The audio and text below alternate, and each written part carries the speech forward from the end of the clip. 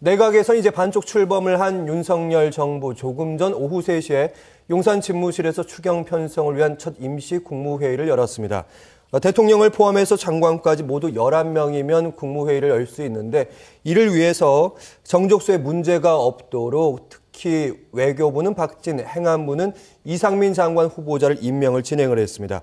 그런데 여기에 그치지 않고 나머지 장관 후보자, 특히 정호영, 한동훈 후보자 임명을 할 것인지 이 부분도 이제 관건인데 둘 다 할 것인지 아니면 둘 중 하나는 낙마할 것인지 어떻게 보십니까? 네, 일단 한동훈 후보자는 이미 답은 정해져 있다.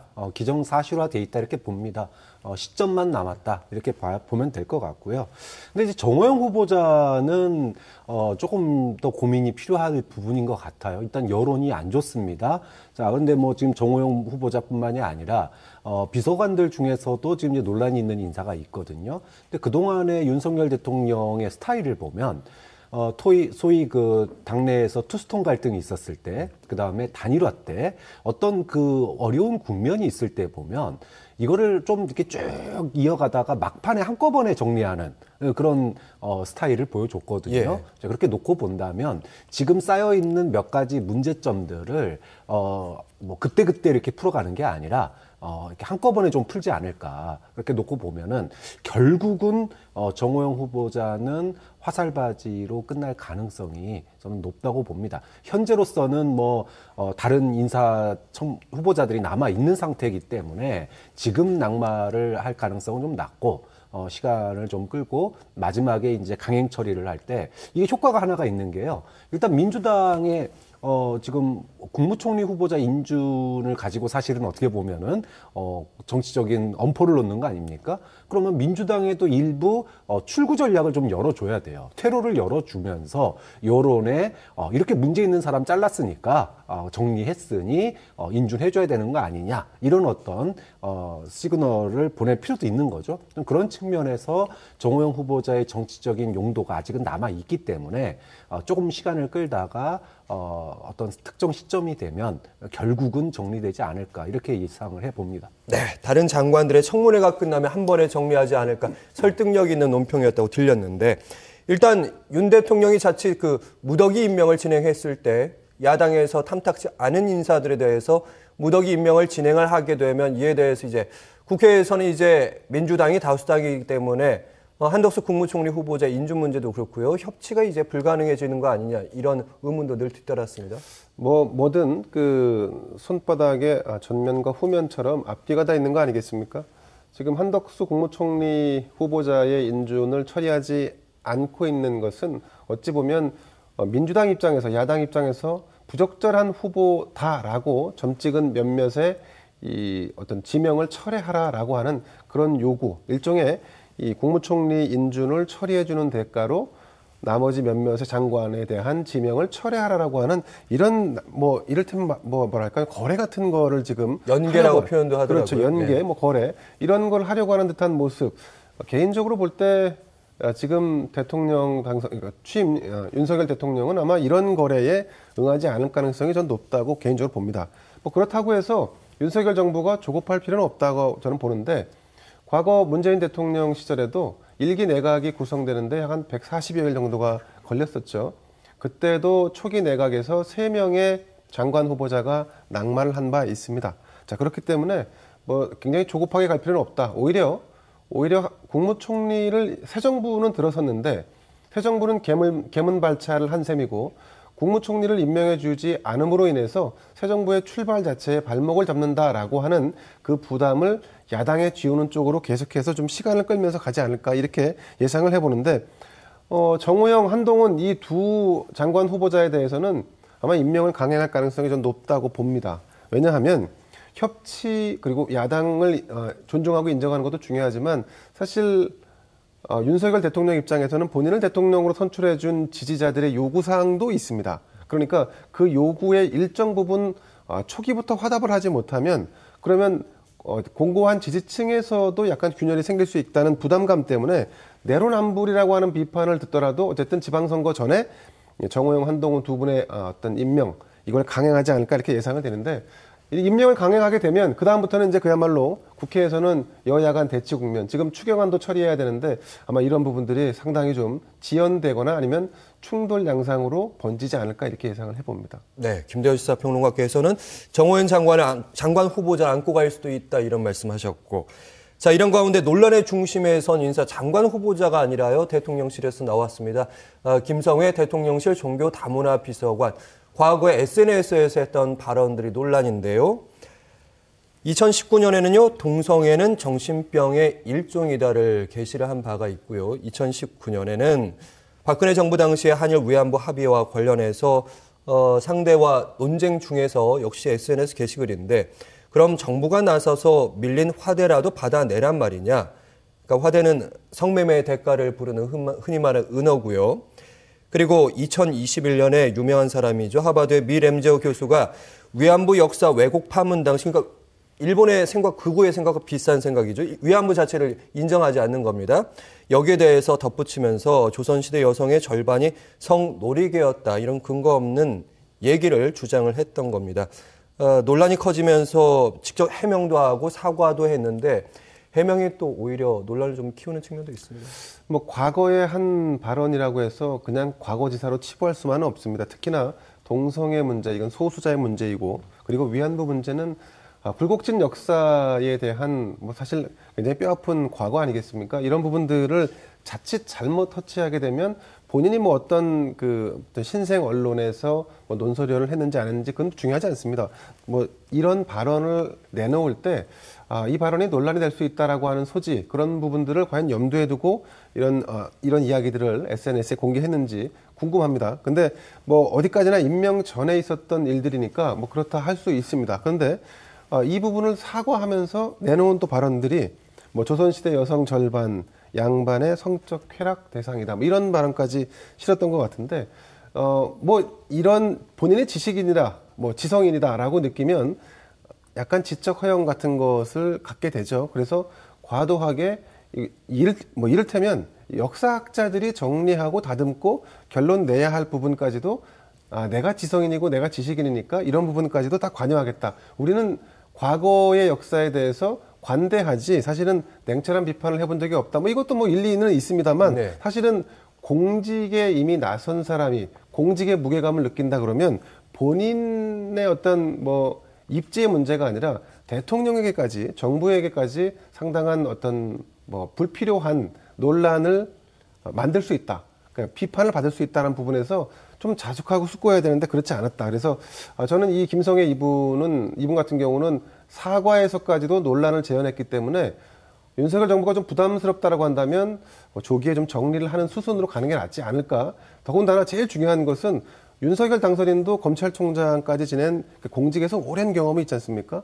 공직자가 된다는 것이 얼마나 큰 무게감을 갖는지에 대해서 사실 이번 사례를 통해서 좀 보여줄 필요도 있지 않나 하는 생각도 해봅니다. 네, 조선시대 여성에 관한 발언은 2021년에 관련된 게시글의 문제였고, 그리고 이번에 해명 같은 경우는 앞에 부분은 이제 깔끔하게 사과를 했습니다. 위안부 관련 발언이요.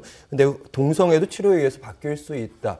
이 부분은 사회적 통념과 전혀 맞지 않는 발언이라는 생각도 좀 들고, 일단 김성회 비서관 같은 경우에는 자유일보라는 낯선 매체의 출신이기도 하고요.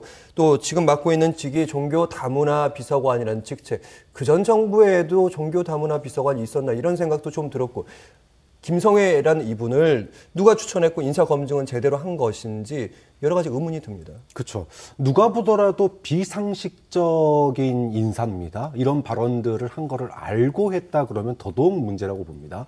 자, 종교다문화 비서관, 저도 생소한 비서관 자리고요. 무엇보다도 이 자유일보라고 하는 곳은 우리가 이제 태극기 시위와 연관된 정광훈 목사 계열의 그 신문으로 알려져 있거든요. 자, 그러면 어떻게 보면은 극우 보수 세력의 어떤 이론가인데, 이런 분이 대통령의 비서관으로 이제 앉게 된다? 그러면 누가 했고 왜 했을까? 이 부분이 이제 궁금할 수밖에 없습니다. 일단 누가 했는지에 대해서는 뭐 추측들은 나오지만 알 수 있는 길은 현재로서는 없습니다. 우리가 이제 과거에 이제 논란이 되는 인사들을 보면 이거 누가 추천했어? 하고 그러면은 아마 저쪽에서 했을 거야. 하지만 다 쉬쉬합니다. 그렇기 때문에 누가 했는지는 솔직히 좀 알기는 어렵지만 왜 했는지는 조금 추론이 되는 부분이 있습니다. 사실은 이 인사 전에 시민사회수석의 강승규 전 기자가 이제 여기 내정됐을 때, 발표됐을 때 논란이 좀 있었어요.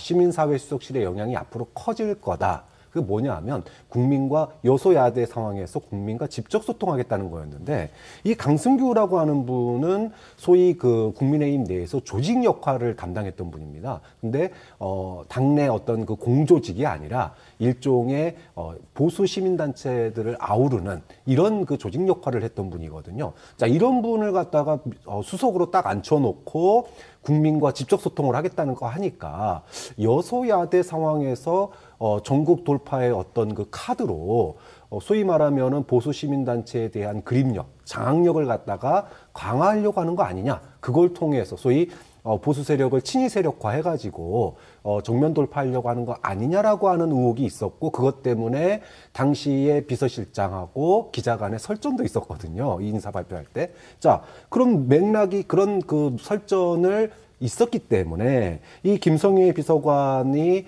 소위 말해서 태극기 세력과 관련돼 있던 언론사 출신이라고 한다면 이것도 이제 우리가 흔히 얘기하는 극우 보수 세력의 일부를 끌어하는 거거든요. 자, 이렇게 놓고 보면 앞으로 윤석열 정부가 전국을 어떻게 돌파할 것인가에 있어서 소위 말해서 히든 카드로서 전국 돌파용으로 보수 단체들, 시민단체들 이런 것들을 포스트 박근혜, 그전에는 박근혜 전 대통령으로 집중돼 있던 것들을 소위 말해서 윤석열 정부의 장악력, 직접적인 장악력 강화로 가기 위한 징검다리가 그 역할을 하는 게 강승규 수석과 그 다음에 김성회 비서관 아니겠느냐라고 하는 추측도 나오는 대목이거든요. 네. 좀 그런 측면에서 지금 윤석열 대통령이 논란이 된 인사가 지금 며칠째 지금 이어지고 있는데 논란이 여기에 대해서 한꺼번에 이렇게 처리하는 모습이 안 보여요. 그러니까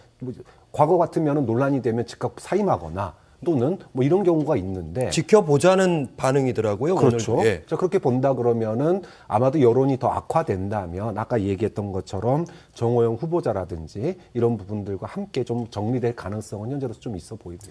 근데 이건 조금 이제 우리가 좀 다른 관점에서 좀 바라볼 필요도 좀 있습니다. 왜냐하면 윤석열 대통령은 대통령실을 구성함에 있어서 어쩌다 공무원, 이를테면 정치권이나 캠프나 선대본부에 있었던 분들이 많은 민원을 제기하고 또 나름 이번 대선 승리에 기여를 했기 때문에 일정 정도 자리를 요구하는 이런 일들은 정치에서는 뭐 있을 수밖에 없는 일이죠. 예. 그런데 그런 것이 요구가 워낙 비등해지다 보니까 대통령 입장에서는 그러면 어공보다는 원래 공직 생활을 했던 공직자 중심으로 대통령실을 꾸리겠다라고 해서 일정 정도 선을 그은 겁니다. 예. 그런데 이 김성회 비서관이라든가 강승규 수석 같은 경우는 그럼에도 불구하고 선거를 치르면서 일정 정도 공신을 세웠던 세력들에 대해서 배려하는 차원에서 자리를 내어준 그 자리들일 거라고 보고요. 그래서 논란은 뭐 차치하더라도 이 논란을 대통령 본인이 직접 픽해서 데리고 와서 이런 사람을 썼다라기보다는 이런 어떤 선거를 치르고 나서 권력을 좀 정리하는 차원에서 사실은 타협 지점에 포지셔닝을 했던 사람들이 논란이 되고 있는 정도라고 좀 이해할 수 있지 않을까 하는 생각도 합니다. 네, 선거를 도왔던 세력에 대한 배려적인 인사였다 이런 말씀. 자, 이런 가운데 김종인 전 국민의힘 비상대책위원장이 훈수에 나섰습니다. 이 내용은 이렇습니다. 지금 내가 차기 정부 얼굴 과시하고 국민 전체 아우를 수 없다 이런 얘기인 겁니다. 이에 대해서 여러 가지 각계에서 조언들이 나오고 있는데 김대중 대통령 때 통일부 장관 같은 경우는 보수 인사였고 그리고 잘 되지는 않았지만 문재인 정부 때도 최재형 감사원장까지 이렇게 인재풀을 조금 넓게 쓰면 되는 거 아니냐 이런 지적도 나옵니다. 네, 사실은 이제 대통령 선거가 끝나자마자 당선 발표가 나고 나서 많은 국민들이 윤석열 당선인, 지금 이제 대통령이 되시죠. 이분에 대해서 통합, 협치, 이런 발언들이 앞으로 많이 나올 거라고 기대를 했었습니다. 예측을 했었고요. 그런데 그 2달 동안, 지금 2달이 지났는데 그 예측이 완전히 빗나갔습니다. 통합이라는 단어는 듣기도 어려웠고 협치는 아예 꺼내지지도 않는 상황입니다. 자, 이런 상황에서 형식적으로라도 언급이 안 되고 있는 상황에서 폭넓은 인사, 그다음에 다양성이 있는 인사, 좀 이런 그다음 정책에서도 좀 이런 게 과연 될까? 그러니까 보면은 인사에서 특히나 이게 도드라지게 정면 돌파형 인사. 물론 한쪽에는 공무원을 씁니다. 그런데 공무원들은 보면은 진짜 아까 말했던 늘공, 그러니까 정통 관료 출신들을 쓰는 거니까 그건 그렇다고 치고, 나머지 이제 보면은 최측근 인사, 자신이 검찰에 몸담고 있을 때 직접 연관이 있던 인사나 아니면 자신과 아주 친밀한 인간관계가 있는 이런 인사들을 주로 쓰시거든요. 그러니까 소위 말하면 친위 세력 중심으로 가시는 거예요. 자, 그 외에는 그것을 완충해줄 어떤 조종자나 또는 여소야대에서 야당과 함께 어떤 뭔가 중간 매개고리를 해줄 수 있는 이런 인사는 아예 보이지를 않습니다. 결국은 정면 돌파를 해 나가겠다라고 하는 그런 의지가 초반부터 너무 분명하다 보니까 과연 이런 충고들이 윤석열 당선인 귀에 얼마나 들릴까. 사실 이번 그 취임하실 때 취임사에서도 네. 이런 부분들이 좀 나타났다고 봐요. 사실 취임사에서 본인이 하기 싫어도 해야 될 말이 있는 겁니다. 국민들 앞에서 통합이나 평화나 이런 부분들을 많이 언급하지 않더라도 형식적으로라도 하다 측면이라도 어쨌든 국민들이 듣고 싶어하는 얘기라면 넣어줘야 되는데 한 줄도 안 들어갔습니다. 자, 물론 그게 들어갔냐 안 들었냐가 중요하진 않겠지만 본인이 강조하고 싶은 부분, 사실은 내용도 어려운데 반지성주의 이런 얘기를 쭉 하셨고, 이게 과연 국민들에게 뭘 얘기하는 걸까? 본인이 하고 싶은 얘기에 포커싱이 굉장히 많이 돼 있구나. 그러면 인사도 그렇고 정책도 그렇고 과연 협치나 통합의 그런 분위기가 과연 제대로 먹힐까? 쉽지 않은 상황이 될 수도 있다고 봅니다. 네. 대통령실에 출근하면서 기자들 질문에 통합이라는 얘기 취임사에 없다고 그러니까 바로 거기에 대해 소통도 하고 반응도 냈는데요. 인사 과정에서도 그런 방향으로 박 교수님의 예언과는 다른 방향으로 하길 바라고요.